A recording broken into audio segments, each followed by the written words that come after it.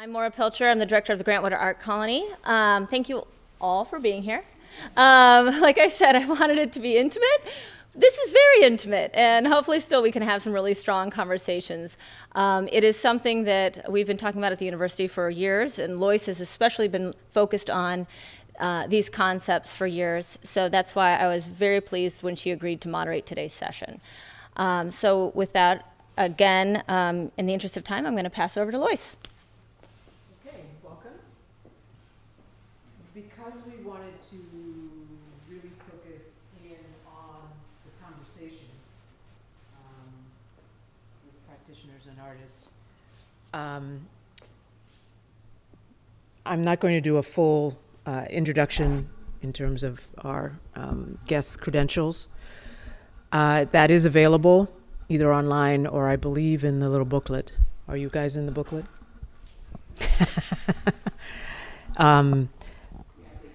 Yes. And certainly there's information that I think all of our guests have on websites, and we'll actually be giving you some reference materials and things like that you can go to get a fuller picture of some of their work. So there's not going to be a lot of time in terms of the presentations of their work, and then we will have a panel discussion where we'll talk about some of the issues that are involved in public engagements and the arts, and then certainly there'll be questions. And feel free during our panel discussion, if we stay small, we certainly can engage in that part of things as well, because we want this to be something that's very useful to people who are thinking about doing projects or want to bounce ideas off of some of the folks that are here. Okay? So without further ado, introduce to you. Betni, you are up first. I'm sorry. I thought it was third. Betni Kalk from the Department of Journalism, Media and Computing at Creighton University.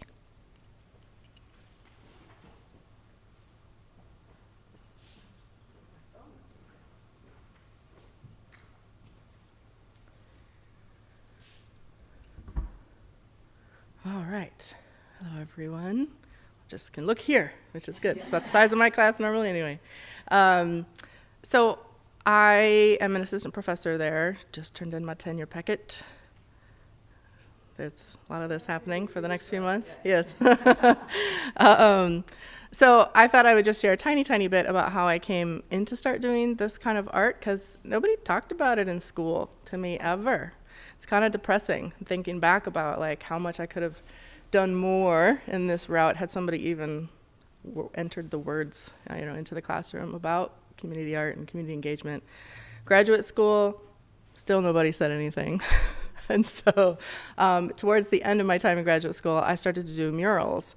And then people wanted to help with murals, and that's how it began, where I realized, oh, okay, I don't just have to pay people to help. People want to help. I just have to say, hey, help. It's a good day outside. If you can use a paintbrush, please come. You don't have to be an artist. Just come and help. And that is basically how it all started for me. I don't do murals full-time because I'm teaching. And sometimes I am asked to do projects for people that I would love to do, but I also think maybe they could be done in a classroom setting, and so I'll shift the focus of that particular client over to maybe waiting a little bit longer and doing it with students instead. Sometimes they go for it, sometimes they don't, but I always try.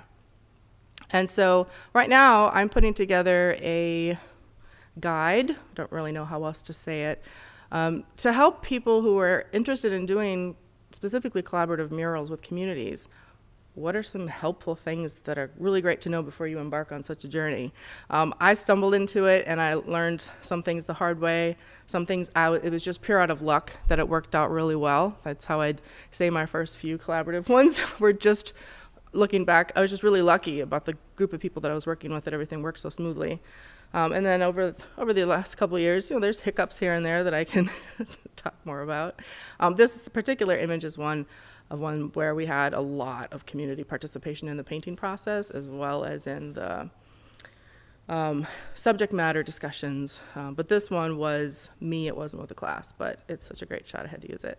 And then these ones, I also work with high school students with a program through the Jocelyn Museum called the Kent Bellows program. Some of you guys might know the artist Kent Bellows. And so we work with high school students. And I actually often work off-site now because sometimes people want a project. Those kids, like these kids in particular, this is at the Conservatory of Music, they're not art kids. But the conservatory wanted to do this mural, and they wanted their students to be active in the process. So sometimes you work with students who are really excited about art, and sometimes you work with them with ones that are really anxious and nervous. And, you know, usually though at the end of it, they just have a really good time. And the thing I really love about the community aspect, I think what probably made me fall in love with it, is as people paint, they become friends. Because they're just sitting there and hanging out. Sometimes they'll play music, but it's a whole lot of work on the front end, but the painting side is usually the most fun and rewarding to both watch and I think to participate in. So part of the thing that I do is to realize that people are intimidated to paint. They think they really do have to have some special skill sets or know how to do tonal variations and quiet shadows, and they don't. Not if you design it with that in mind from the get-go. And I think as soon as you throw that part away, it really does open it up to who can be part of the process. And I just essentially think of them as giant coloring books. I've carefully designed them in a way that allows for just a lot of participation. So here's just some basic things that I've come across and how students can help. Sometimes they might not be doing all of the actual design work. Sometimes they're in on the very beginning process just to help the community figure out what they want to do, because that's a lot of work. Getting a bunch of people together in a room and help them figure out, like, what is our plan? Because plans take a long time to figure out. So sometimes they aren't actually doing the design. They're helping them get that to a point where another person or a different artist can actually come in and help out with that. So they might be doing presentations about artists, art styles, different things like that, just to help the community grasp all the different things that need to be thought about. Sometimes they do the actual design. I, in particular, teach in the design area, so we don't paint the murals. I make an agreement with some of my community partners that my students will do the design and I will paint it with the community. And that way it gets done, but we just don't have enough time in a semester. And in the Midwest, we don't have the weather usually to make that go from the start to the finish. These are students, this is a 3-credit course. They've got 5 other classes usually at our school that they're dealing with. So they might just do the design. Sometimes they will take on the social media aspect of helping get the word out about a project. So it might not be just the design of the thing itself, but making sure people know about it, getting people to come to the meetings. So it kind of depends on the community partner as to what they need more help with. They can paint the mural. Obviously, if it's more of a fine art class, that's more easily done. Sometimes I have them help with community paint days. Again, depends on what part of the semester. That's usually not always awesome at the end of the semester because it's snowing. Or in spring, thankfully, that can sometimes happen. And I think sometimes it's just the part about taking the financial pressure off of a community. The idea of, first, a lot of things that I realized that the communities or nonprofits or whatever that community happens to be, they struggle with how do they even connect with an artist? A lot of them have no idea where to even start that process. And usually the way I find that out is while I'm painting, I get a lot of people coming up and asking me for business cards and asking what the process is. Who do I contact? Do you have time? And I usually don't, but I try to point them in the directions. But all those experience led me to realize they really would be super helpful for a lot of people to have a guide that they can find. So here's some of the things that will be on this online version. Eventually, I'll probably point it towards the publisher and see what they think about it. But my emphasis is really the website to get people to be able to access it really easily. So I also like it because it ends up being a really good experience for students, even when technically it's not a good experience for students. Even if there's trouble and they have difficulties, at the end of it, they are grateful for the experience. We've had some projects that just don't work out well based on community participation or community partners that maybe took on too much. They didn't realize the scope of things. Things don't always work out smoothly, But I still think that those are really great experiences for students. The hardest ones have been the ones where the students have said, dang, I had no idea about this whole other place and this whole other world that I've just never been able to talk to any of those people. They're not from my neighborhood, et cetera. So I still think either way, good experience for the students. It's also, there's a lot of things that you can point out. Their teaching moments are everywhere when you're dealing with a real client. Just little things pop up constantly that you can voice to them, and I don't write them down or anything like that. They just happen along the way in addition to the things that are more scripted. I like it because, in particular, where I teach at Creighton, it's kind of a bubble in the middle of Omaha. Those kids don't leave campus much. The first 2 years, they live on campus, they're required to. And they don't really leave campus very much. And so there's all these neighborhoods around them that they're totally unaware of. So I like this to drag them from the bubble and make them learn about things that are just like even 5 blocks down the road that they've been told is like, don't go there, that's scary stuff down there. It's true, I've heard it from multiple students that they're told not to go out into those areas. So, but I force them to with these projects, and they usually appreciate that. I had no idea there's a coffee shop down here. That's really cool that I can go to. I didn't know there was an art center right here. So it's a lot about getting them into the community. And very occasionally, they might get a little bit of money from a project. It usually doesn't happen. But they generally will get some sort of recognition, and certainly interesting projects for their portfolio. Even if they're a design student, putting something in where they've engaged a whole wall and usually had to have worked on a team is a really interesting thing, I think, to put in there. And I think some of the things they learn specifically is learning to work with restrictions. I set up restrictions for all projects, but this was really helpful to them when it's not just from me. There's no rules to be bent. These are the things that must be abided by. They learn how to brainstorm collectively, which to me is one of the most interesting things that can happen, because at the end of a session, it's really hard to pinpoint where a specific idea usually comes from, and I think that's fantastic because nobody owns it then. It's just there and it explodes and it's for everybody. They also have to learn to be bold to make suggestions to the clients. That's scary. It's one thing to talk to me if they've known me for a few weeks, but to talk to a client, obviously it's a really important part of a job if you're going into that realm anyway, so it's good, really, really good practice. Whoops, sorry, that's my timer. To receive criticism is hard. For me, it's a little bit easier, but from a client, it's hard. Students generally take it really well, but I think it's important that they hear it because it's real life experience. And to understand that there's a lot of different ways to approach a project. You aren't the only one with the best idea.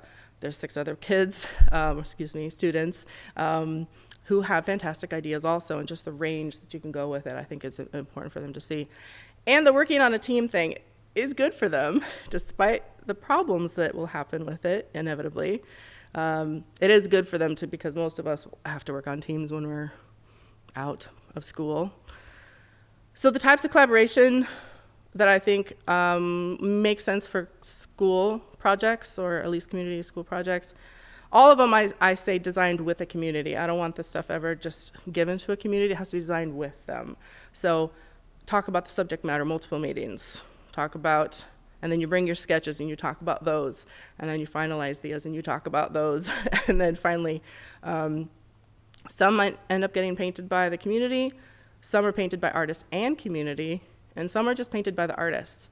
But to me, this is really important that you know this from the get-go because it determines the type of design dramatically, because you need to know if a 5-year-old might be painting versus a 41-year-old professional muralist. That's a really big difference in skill sets. So the community needs to know that, and in some cases, they need to have a budget if they're going to go that route. So which community? That's giant. There's so many types of communities. There's no one community. Everyone has a different version of what that means when that word is said, but they can mean, generally I go outside the school just for more help for the students, but clubs or groups on campus, nonprofits around the area, schools. A lot of schools love murals, especially from my area. Daycares, done a few of those ones too. And then neighborhood associations are really great places for collaborations, but they generally tend to be bigger, and I would only do those with really advanced students who've maybe had some practice with this before. Generally, I say for student projects, small, small, small, especially if you've not done them with a community before, start very small. And I mean by that, like the community that you work with you can count the number of individuals on your hands, because the more voices, the harder it is for students to decide what to do. You get 100 different things thrown at you, and you just can't weigh out what's more important. It gets really difficult. So I would definitely say smaller is best for student groups. And this part is hard right here about the process, because it's great if you can walk into a place and they know plan, they have a general plan, they know a timeline, they have a budget. They don't usually have that, so that usually is on the professor to help them get there, and there's not a lot of resources out there, so that part can be a little bit tricky, which is why I came up with this website that I'm still working on. I'll still have a little bit of time. But some basic things that I think are important: aesthetic. What is this thing supposed to look like? So you need examples to show people who have never really thought about it. Color preferences. Where is the site? Is it printed and installed, or is it painted? Because those can be either. Subject matter decisions, timeline. So these are all the things that my community partners are told, we need to figure this out real fast if you want to work with a student group, because this can't just be randomly discussed. This has to be really figured out right away. These are just some more specifics about it. These are all, I'll put this online too, so this will be available. So basically, students can be super helpful, but they do need a lot of guidance, and it's extra work as the instructor to do it well, to make sure that it's a good experience for both the students and the community partners. It's a lot of work, so that's another reason for you to start real small. Little projects, small wall, and it'll work out a little bit better. I think my time is done. Thank you. Mm-hmm. Move way to the end. I have a lot of slides to skip through. Okay, no problem.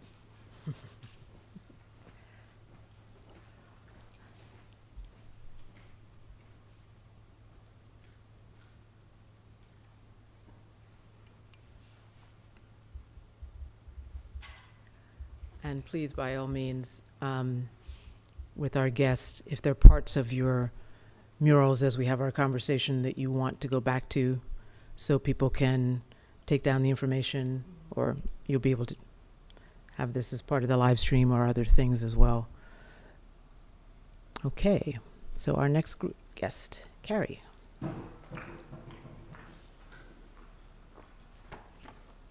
Hello. First, I wanted to say thank you for including me with the Art in Public Symposium. And my presentation is On the Line and Community Engagement. On the Line was part of the University of California, Riverside and the Community of Riverside programming, and it included art, performance, and research about ecology and clotheslines. And the opportunity and the relevance to collaborate in an interdisciplinary manner also demonstrated 3 areas of community building. So they were between academic disciplines and academic institution and the community, and concepts relating to a statewide community and their environment. Oops.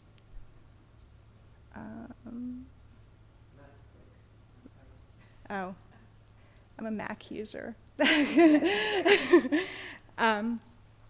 So my presentation in the brief time will cover background and the evolution of the project, forms of community involvement in the 2016 project, and then theory and practice of the project for my project, the Artist Project, which was a public raffle, and the interdisciplinary methods, documentation of that project, and related research. So the background of the project started about 2013 with Dr. Susan Osman, who's an anthropologist and artist. And these are from her observations of clotheslines from Africa, Europe, and the US. And she moved back to the state of California and realized that community associations kind of disapproved of clotheslines in the backyard or off balconies. They thought that they were unsightly, or they were related to low-income background areas. So she created this expressionist style painting series. This is one of the paintings.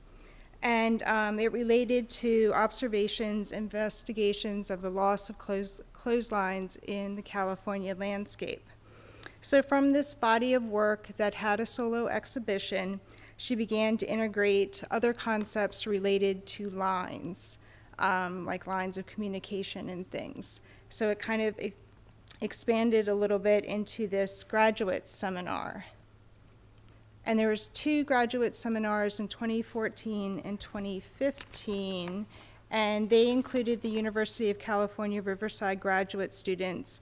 Both seminars were held in a gallery environment, and this is a performance that is happening in one of those galleries. And the methods that were related to create the graduate seminar, what they had to do for their creative projects, or an ethnographic reactionary. They had assignments to Susan's paintings and the concepts related to the paintings about clotheslines and ecology. And an ethnography is from the anthropology discipline, and it's a type of field work that researches participatory methods, like as in interviews or collecting stories. So from these assignments and these methods, the graduate students were encouraged to somehow manipulate the concepts related to the paintings or even alter the state of the gallery, as we see here with this performance. And this is the website that those graduate seminars, there's more details about them on. And just to give you some background information of how I met Susan Ostman, I met her at an anthropology conference. And at the time, I was writing a column for Anthropology News entitled Crossing Disciplines, Art and Anthropology. So I wrote about this second graduate seminar. And of course, we exchanged emails about art, and she included me in the 2016 version of On the Line. So for the 2016 version, the changes of community changed a little bit. So we still have the University of California, Riverside, and Dr. Susan Ostman, and anthropology students, and it also included an undergraduate course. Various artists, more artists from the community and other artists that Susan Ostman knew, an anthropologist, and they had to include either their project had some form of engagement or display their work. And the site changed. So instead of being in an art gallery, they were at library sites, 3 library sites in the Riverside community. So they were one-day pop-up exhibitions. And I actually have a picture. They have garden areas at the library sites in California, which is very different from my libraries on the East Coast.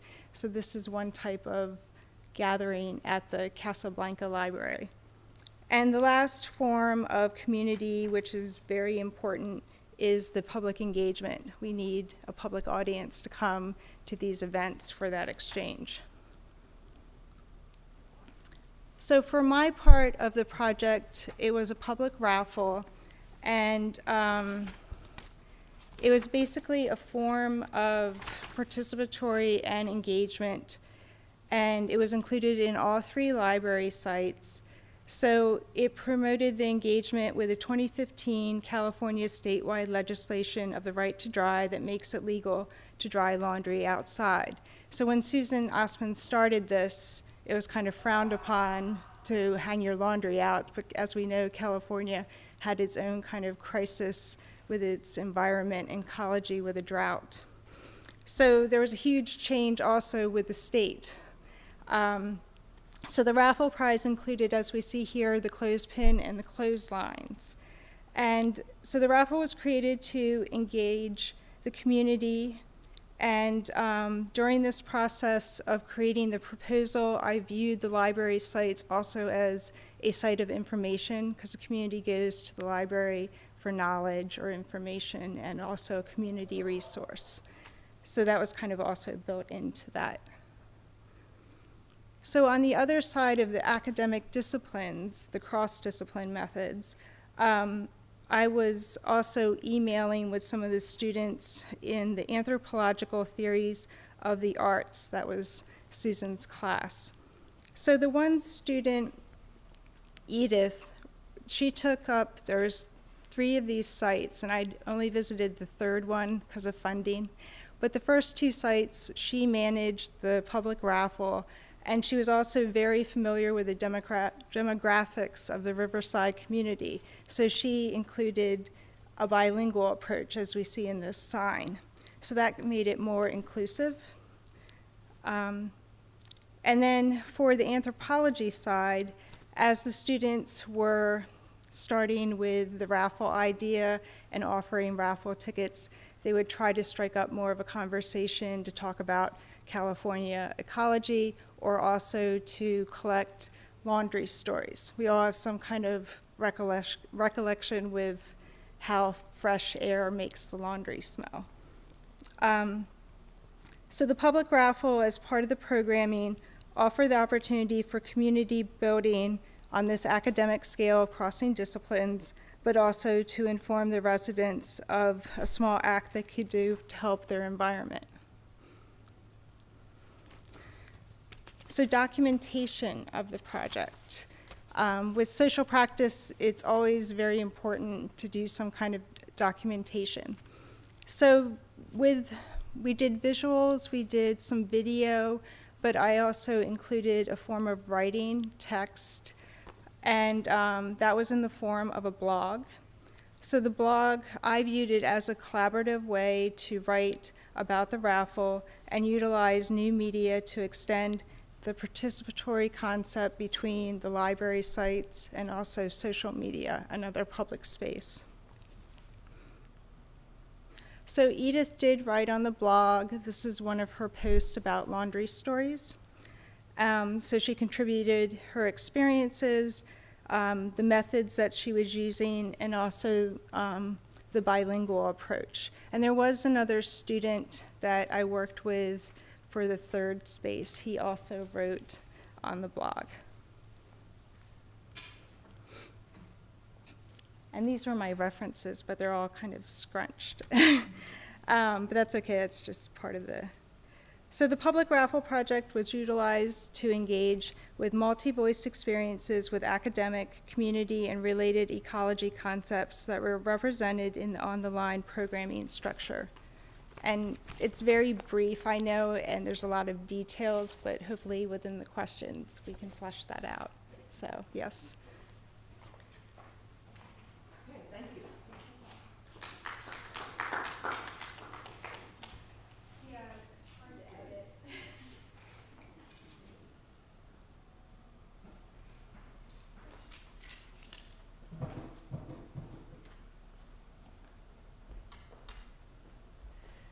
I'm Jane huh? Make sure this is loud enough for the recorders. I'm Jane Gilmor, and I am, retired from teaching at Mount Mercy University in Cedar Rapids. And I've done a lot of, since the 1980s, I started working in community-based work of some kind. So I'm just going to sit down because I have a bad leg today. Sorry, I'm limping. So you tell me if you can't hear me out there. These are some questions I ask my students, and I don't always involve my own students. A lot of times I've worked in Europe and Portugal and London, and so it depends on whose students they are. But I usually ask these questions when I'm just introducing them to socially engaged art. Do artists have an obligation to deal with extreme socioeconomic injustices in their own communities? Can the artist initiate civic reform through collective art making, giving a voice to the disenfranchised? And then I just ask, what do you think exactly socially engaged art is? As a young college professor in the 70s, I was influenced by Dewey, and I was influenced to create an educational environment where learning and creating were collective and experiential. So in the 80s, I created a new course called New Genres, one component of which was a public project where students, where students, we found abandoned buildings in the New Beau neighborhood of Cedar Rapids, then a very depressed neighborhood, now a very gentrified neighborhood. And in this area, and after research and personal journaling and all kinds of things, they created installations in the building that we had found. This is the Quality Chef Soups research facility. We also did projections outside to pull people in because it wasn't a highly inhabited neighborhood at the time. Also in the 1970s, the women's art movement had really empowered my own voice through feminist group dialogue and collaborative and collective work. Because I was lucky enough to be around when we had all these visiting artists, I met Lucy Lepard, Arlene Raven, Suzanne Lacey, many, many more.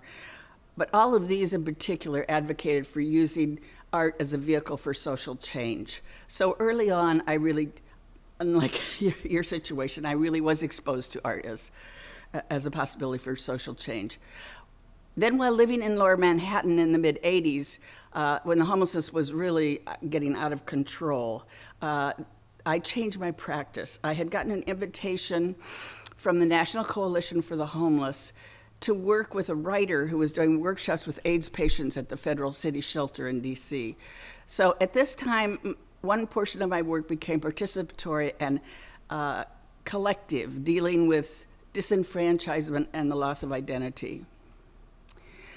I began after this to involve students in these bigger projects, off-campus kind of bigger projects, and faculty from other disciplines and community experts, but very gradually.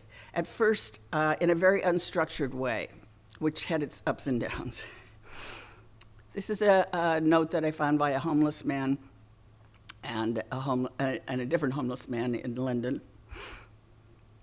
10 years later, Work Shift in 2001 was a drive-through performative event mining the social landscape of Middle America in the late 20th century. The audience for the hour-long event was transported on a stock trailer from scene to scene along the perimeter of an abandoned meatpacking plant, which actually was the second largest meatpacking plant in the world at the time that it closed. This was happened 4 nights during the Freedom Festival in Cedar Rapids. Work Shift was collected and presented publicly the narratives of a largely invisible community of displaced women workers who had once worked in the plant, but lost their jobs when it went out of business. It was very Enron. They lost their pensions as well. Exploring the vulnerabilities of labor in the post-industrial Midwest, this year-long project was a collaboration with a former student of mine, B.J. Kravanik, who's head of the design department at the School of the Art Institute of Chicago, 3 other students, former students of mine, some of my current students, and students from the local Metro High School and faculty from there, along with CSPS Legion Arts in the city of Cedar Rapids. So there were a lot of people involved, and that does complicate things a little bit more. Current students helped us research the Iowa Labor Archives, as well as conduct interviews with the women who had worked there. The final experiential event held in an abandoned factory site incorporated projections, archival video, still images, dance movement, audio narration, and projected website. Unseen work was part, let me back up a little bit. I missed something. 10 years after that, in 2010, Unseen Work involved a much more structured approach to student involvement. So for Work Shift, everyone was volunteering. That year was also a year project, and it was commissioned by Leslie Wright at the museum at Grinnell College. It was also a collaboration between our two universities. It was about the invisibility of relatively low-wage manual and service industry workers. They're the kind of people who work anonymously and really keep a community going smoothly, but everyone tends to discount their work as menial. Unseen Work was part of a larger curatorial project, Culturing Community, 4 projects about place, which proposed a more complex sense of a small town, and it was an experiment uniting the museum and the community in unexpected ways. I collaborated with museum staff, former and current students, my university, Grinnell. In the end, we had primarily 50 half-hour interviews conducted by Grinnell students who were trained and transcribed by Mount Mercy students who then took from transcriptions quotes that they put on metal sections to go on a large walk-in book later. These are some of the many questions that they ask. In the workshops, all the participants, people volunteering, teachers, professors, museum director, everybody was in workshops creating small metal books about their work history or writings or drawings. And through visualizations and journaling, we considered those experiences where place, work, and identity intersect. It's a quote from one of the workers in Grinnell.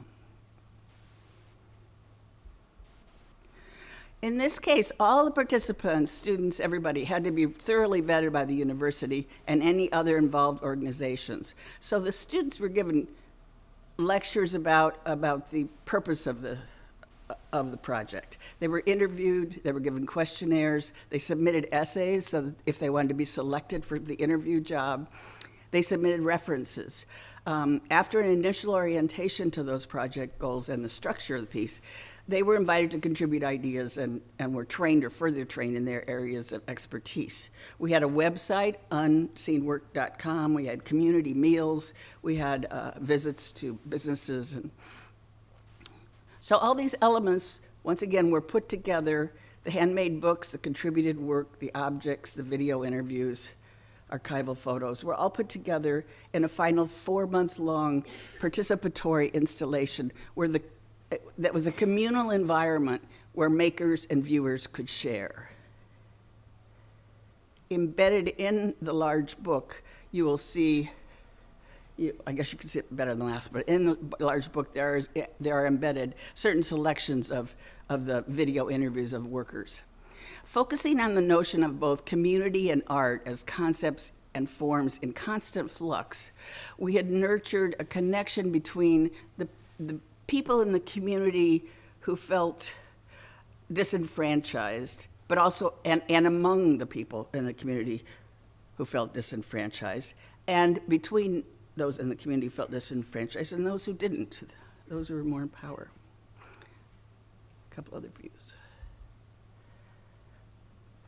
The transcriptions and the video interviews are now housed in the Iowa State Historic Society's labor archives and in the Grinnell Drake Public Library. So it can be used by future researchers. We use that library, and now we've contributed to that library. This is a catalog, and I brought some extra catalogs if anybody would like to have one. It's a wonderful thing because it exchanges. It's that whole idea of that communities that are constantly in flux. Things come in, things go out. It has a punch-in card with the website on it, and tapes and books, and it's wonderful. So if someone would like to have one, I've got a few extra. At the end, we had to ask ourselves and the students and all the participators some basic questions. Did the project give a voice to marginalized people and that are stereotyped in their own community? Did it encourage the use of imagination as a survival tool, which I think is crucial? It's my feeling that life can make meaning of one's experiences, especially when those experiences interrupt life. And did it convey the spirit of the low-wage workers by placing their words and drawings and experiences in a transformed public space? This project, you see some changes take place that I like, which is one is to not have an exhibition or installation happen in a museum, but somewhere else. This was Bed, Shoe, Home, Poverty and Homelessness in Champaign-Urbana. I'm not going to have a lot of time to go into detail on this, but it was a year-long project, and it was initiated by the University of Illinois Champaign-Urbana Institute for Advanced Studies and their University YMCA. It was in collaboration with the School of Art and Design, the School of Social Work, and 3 community organizations that dealt with homelessness. They had a growing lack of shelter and expanding population of homelessness.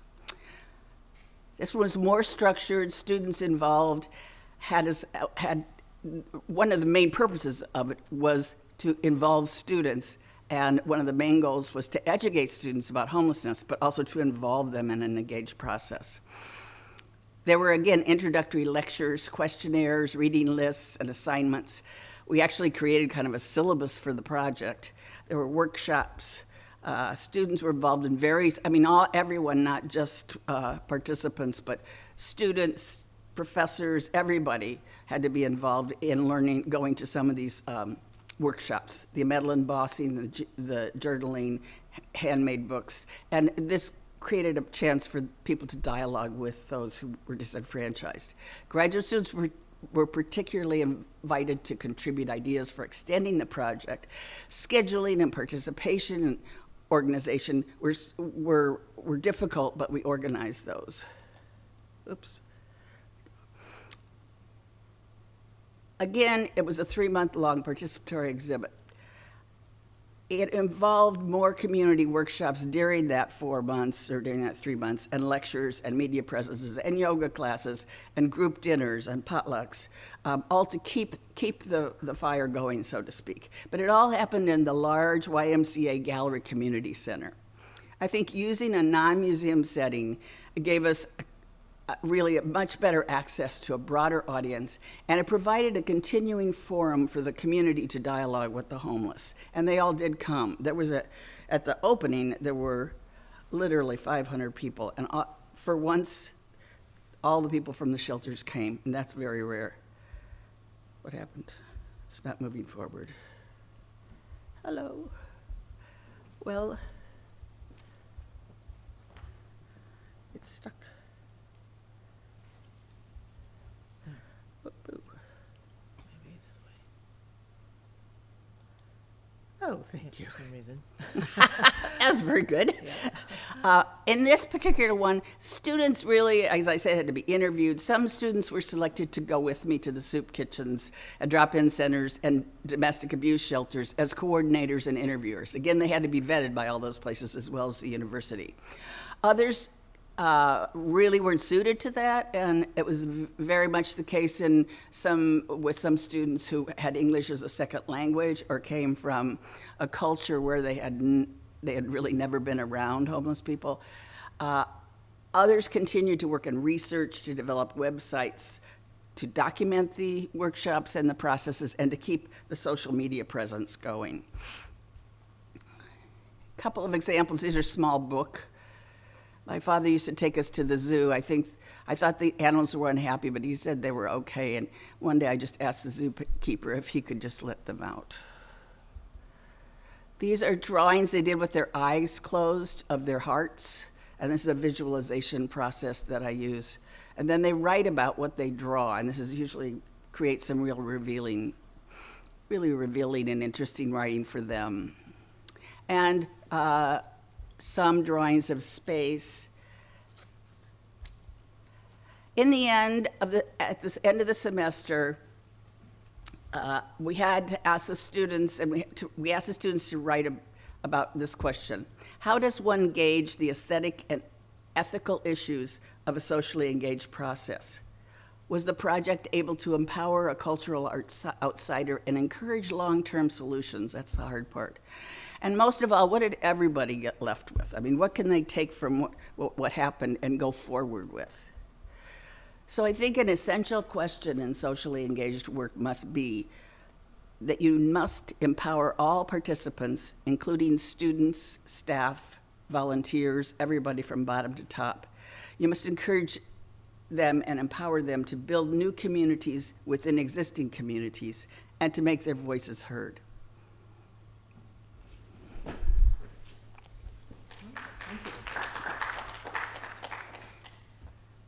So, if you would join me over here, maybe you can close that.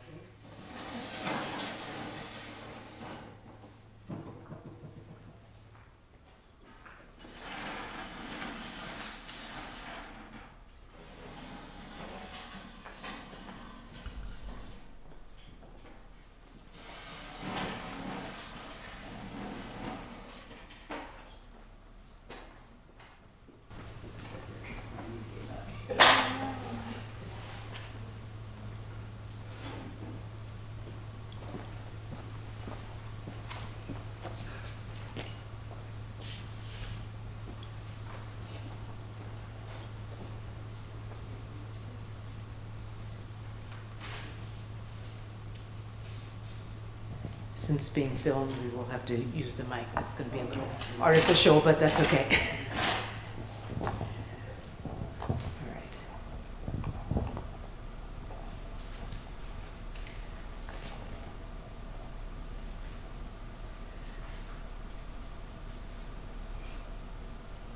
So thank you all. That was a great range of different kinds of projects that we'll be able to talk about a little more in depth, and you'll be able to ask questions about the individual projects themselves. I wanted to start with just getting a sense of you and where you are in this process, if you're just starting or if you already have projects that you're trying to develop, whatever you can tell us in those terms. Hi, my name is Rick Foss, and I teach civil and environmental engineering. Prior to joining the faculty, I was Public Works Director in Iowa City, so I served on the Public Art Advisory Committee for a number of years. And currently, I facilitate hitching up engineering students with artists in the program that need some sort of engineering support for their projects. So that's where I am.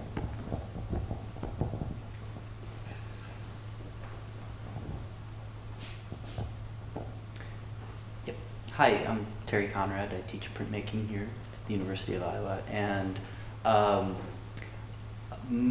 I'd say I have some projects that sort of work with the community, and I have this sort of studio process, but every few years or so I work on a more community-based project. So. Hi, I'm Tracy Malloy. I'm going to present tomorrow, and I'm a Brooklyn, New York-based artist and education activist, and I've been doing large-scale public collaborations primarily with adolescents and young adults that have experienced trauma. I've been working in the field for about 20 years. My name is Dominic. I'm a graduate student in American Studies here at the university. My research interest is in zoos, but I'm also interested in museums and art tourism and how it has the potential to kind of flatten or historicize contemporary social problems. Okay, thank you. So again, a range of participants here. I'm sorry, I didn't introduce myself. My name is Loyce Arthur. I teach in the Theater Arts Department here at the University of Iowa, and I'm a costume designer, and I coordinate the Iowa City Carnival Parade project that kicks off the Arts Festival every year, and that is a public engagement project with an aim of taking the model of carnival making, as you find in the Caribbean or Brazil, that takes year-round, creating that kind of a community that's making art together, and then have the participants become works of art. So they become part of the performance and what they're giving to the community in that way, and then just getting as many voices of the community involved in the project as possible. So it's been going on now since 2013, but has had a number of different variations in terms of what that project has done and how it has worked with the community. So it's always ongoing and it's always changing. Okay. So one of the first questions that I asked our guests to consider was, and I hear this a lot in conversations with artists who are involved in the community, as well as community partners in addition. But what do you wish you had known before you started doing this? What kind of questions, or what kinds of things did you learn right up front and then said, I wish I'd known before this that this was going to happen? And I think to a certain extent there is a bit of, you can't know it all. There's always going to be something that comes up that's going to surprise you, but are there some basic things? Well, it seems like every every process and project is different, and so different things come up. But in the very beginning, you know, mine were all sort of volunteer basis, anything.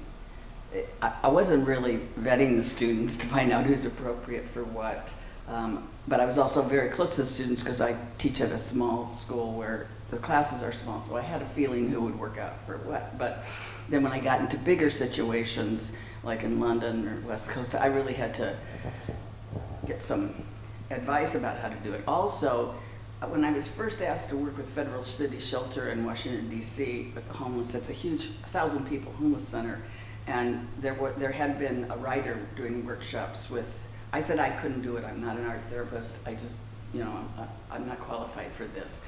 But then he convinced me that I should just use, that my own art was already appropriate for that, because my own art was about personal experience and sort of the way we intuitively make meaning of our experiences through these projects, and also a cultural critique. So I did it, and I learned a lot from him because he started working with journaling, and then I just went from that journaling to putting things on metal. But then I had to ask the people I was working with.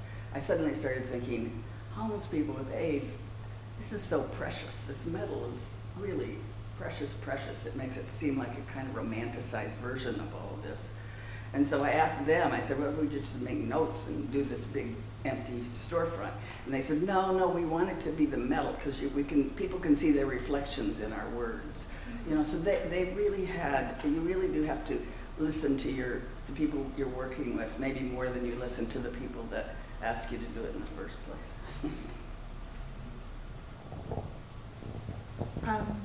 My question for what I wish I knew actually happened during the proposal part, because I had to write a proposal for the On the Line, and I wish I knew what the library sites look like. And I mean, I didn't know until I got out there, but leaving it as a loose framework, I felt like my proposal was lacking details. But I left it like that, and also that student engagement filled that gap, which I know that's the next question. So there's some overlap there. Yes. But on a broad sense, with previous visiting artist experiences, it's also, you always wish you knew what you could do with more time, because everything is so structured. Like with visiting schools, 8 weeks, 12 weeks, and sometimes it just feels so rushed. But that's something we always want, is more time. Well, I have a little bit of a long list, so I'll try to keep it shorter. These are just some of the things, as you know, these projects take a lot of time and investment. As the professor, you are really on the ground, lots of meetings beforehand, lots of meetings in the middle, and so when they don't go perfectly as you plan, it can be a bit discouraging.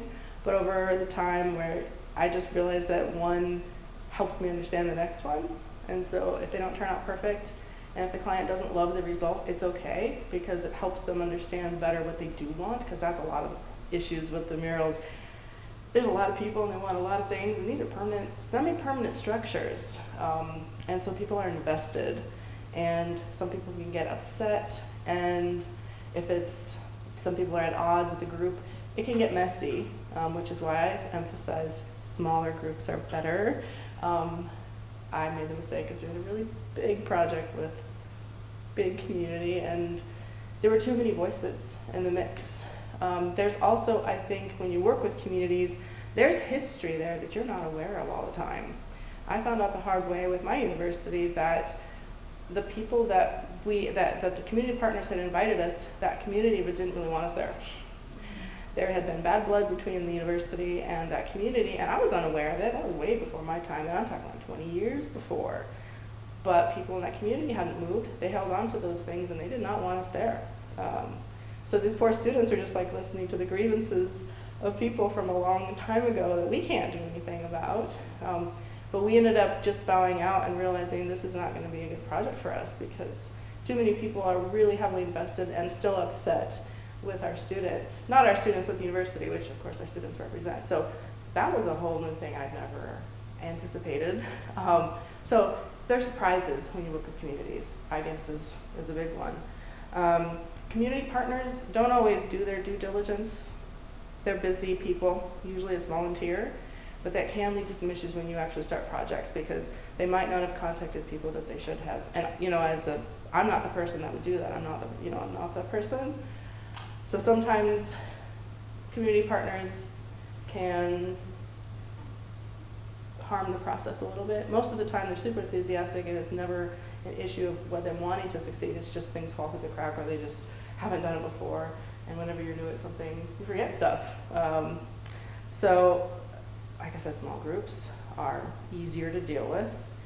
And another thing I realized is some people will come to meetings when they're announced, right? Some people have no idea that these meetings are happening. And so then all of a sudden a mural is going up and they're like, what are you doing here? What is this? And then you have to kind of, not so much defend the projects, but explain what it is.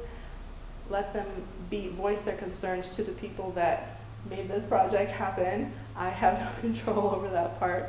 And it also just requires you to be a little bit vulnerable out in the public when you're working on these projects. People will have a lot of opinions, and a lot of them you'll be completely unaware of or even thought to think about. And again, with a project that involves a lot of people, that's just going to happen. So there's surprises, I would think, on areas that you just can't anticipate. So a lot of it is just to be easygoing and roll with it. Be as kind as you can in the process. Don't get defensive because that just makes people upset too. And I have to always remember these are permanent structures. I mean, permanent is a word that for murals, that's 10 years generally is the lifetime of a mural. But these are lasting a long time in the community. So I'd always be aware of how the people who live with that mural will feel the most, not the business. I think that was mentioned, not the business that asks us to work with them or the nonprofit, but the people who live with it and drive past it and see it every day are just as important. And when you're dealing with students, some are going to be apathetic, and there's not much you can do about that except to just encourage them to keep showing up and doing their part, and hopefully it doesn't affect the team dynamics too much. That's my list. List of many. Any comments on anything that either one of you have said that you want to add to that notion of yes? Yeah. Well, I think in particular, I'll jump around a little bit here. The question of when you're working with students, what kind of preparation or training do you give your students? How much before you start a project?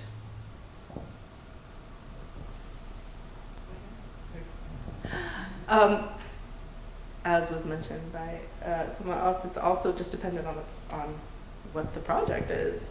How much engagement does that community partner want, number one? Some of them just want to talk to the professor, give me the details, and then I disseminate the information. And then maybe they'll speak to the students later. Some just really want to be involved in every single little aspect. So it's totally just based on project to project. I found that the best ones are when I'm available, and for semester to semester, I have to talk to them months ahead of time to make sure every little thing has been planned out. All the meetings are beforehand planned. We know when we're meeting, we know how long, and sometimes things happen. But to try to be as prepared as possible, at least for the structured kind of class, because we use class activities. And site visitations are extremely important, I think, for the preparation. Students have no idea what some of these locations are. You might assume that they would know what a humane society might look like, but some have never been there before. So to get them to see the site is usually enormously important. To see the people that they're going to be dealing with, even if they don't deal with them much, I think it's important that like you were saying, sometimes you wish you could see the site. You can't always. In my situation, we almost always visit the site first, and then have that community partner link into us as much as possible, and be there for all the discussions about the critiques as well. It's a commitment for the community partners as well, so it's yeah, those are some of the parts. Well, for On the Line, Susan Osman gave the students roles for each public event. So they kind of were assigned that. That was part of their class. So then after they got their assignments, I heard from Edith twice, I let her just add to it. I thought that was exciting, that she just had this structure and then she could add to it and what she knew about California. Because that was actually my first time I ever visited California as well. So it was this nice exchange of what she knew by living there and then just my idea and her adding on to it. But then we exchanged emails about the blog, and she was very nervous because I remember some of the emails, what do I write? So it's this nice encouragement of your voice is important, your ideas are important, and contribute. And then the third event, when I visited, I did help the two students kind of organize the raffle part of it and was more hands-on and encourage to continue writing on the blog. But that was also the end of the semester, so it was time crunch. So. Well, the work shift one was a lot of people involved, but former students I could count on for sure. And the students that were current, I sort of handpicked. The students that were the least dependable were from the alternative high school, but those, once they had something specific to do, that they were going to be, up on top of the building, making movements, like working on the line, slaughtering cows, then they came. But it was a very enlightening when I worked with Grinnell, because they have a lot of money, and they hired someone to take care of all of the organizing and finding the 50 workers and connecting me and connecting everybody to everyone in the community. And they really showed me how it needs to be done, even if you don't have the money to pay someone to organize them. If you can find a volunteer that's in charge of that you've got to distribute, you've got to distribute the jobs. The students that had to write essays about the nature of work and their understanding of it in their lives to get to be interviewers already had those skills, but they had to fit themselves into this particular project. So that was another thing that I learned. And then giving talks ahead of time about the goals of the project and how students were involved and how other people were involved, like faculty and so forth, including anthropology. So I learned so much in that environment because Leslie is such an incredible organizer, figuring it out. And I think that was what helped me when I went to the University of Illinois. Unfortunately, they didn't have anybody to do that for me, so I had to be Leslie. I had to be the one doing it. But at least I knew how to structure it. I knew, and in this case, I had specific classes they wanted me to include. And so I had to be really careful because there were a lot of Chinese and South Asian students who had no notion of homelessness in this country or came from very wealthy families, and their attitudes about homelessness were different. There were other students who were not international students whose attitudes about homelessness were different. So I didn't know these students, and I really had to vet them and talk to them. And if everybody had to be included, then I had to find a place for them when they might not fit to go to shelters or to go to walk-in centers. So I had to find a place for them as a web designer or a documenter or something like that. But I learned so much on those